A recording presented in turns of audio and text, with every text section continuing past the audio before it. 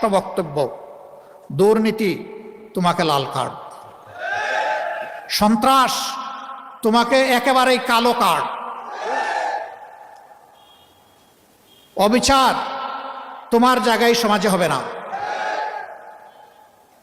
মুক্ত সামাজিক সুবিচারে পরিপূর্ণ একটা ভারসাম্যপূর্ণ অর্থনীতির দেশ হিসাবে বুক চিতিয়ে যুদ্ধ করা যুবকদের হাতে তাদের মেধার মূল্যায়ন করে তাদেরকে দেশ গঠনে তাদেরকে কাজে লাগানোর সেই পরিকল্পনা নিয়ে আগাচ্ছে বাংলাদেশ জামাত ইসলামী। আমাদের অঙ্গীকার একেবারেই স্পষ্ট, আমরা শিক্ষা স্বাস্থ্যকে সবচেয়ে বেশি গুরুত্ব দেব। কারণ একটি ভালো জাতি গড়তে হলে অবশ্যই আমাদের একটা ভালো শিক্ষা ব্যবস্থা লাগবে। আমাদের শিক্ষা ব্যবস্থা ভালো নেই।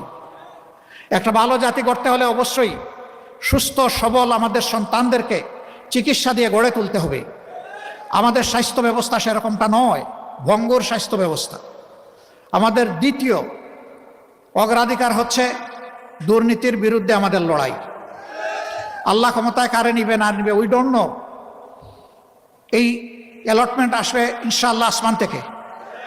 আমরা বাংলাদেশের জনগণের রায় পেয়ে এই দেশ পরিচালনার দায়িত্ব পাই কিংবা না পাই, দুর্নীতি মাটিতে নেমে না আসা পর্যন্ত আমাদের লড়াই চলবে ইনশাআল্লাহ। আমরা থামবো না, কেউ আমাদেরকে থামাতে পারবে না। আমাদের তৃতীয় অঙ্গীকার সবার জন্য ন্যায় বিচার। এটার থেকে গরিব ধনী দল ধর্ম নির্বিশেষে কেউ যেন বঞ্চিত না হয়, সবাই যেন আইনের সমান সুযোগ পায় এবং ন্যায় বিচার পায়। সামাজিক এই ন্যায় বিচার নিশ্চিত করা আমাদের চতুর্থ অগ্রাধিকার।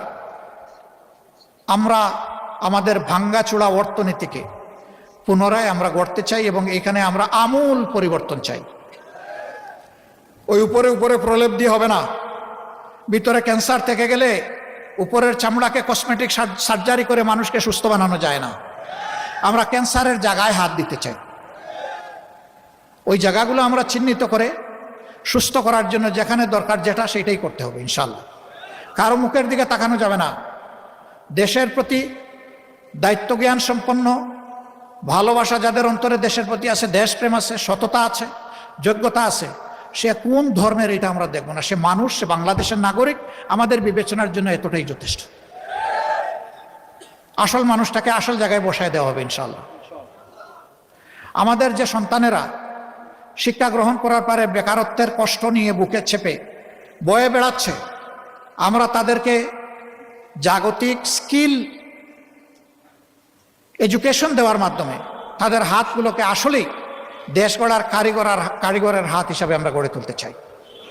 এরা দেশে থাকলেও দেশের জন্য সম্পদ, বিদেশে গেলেও যে দেশে যাবে সেই দেশের জন্য সম্পদ।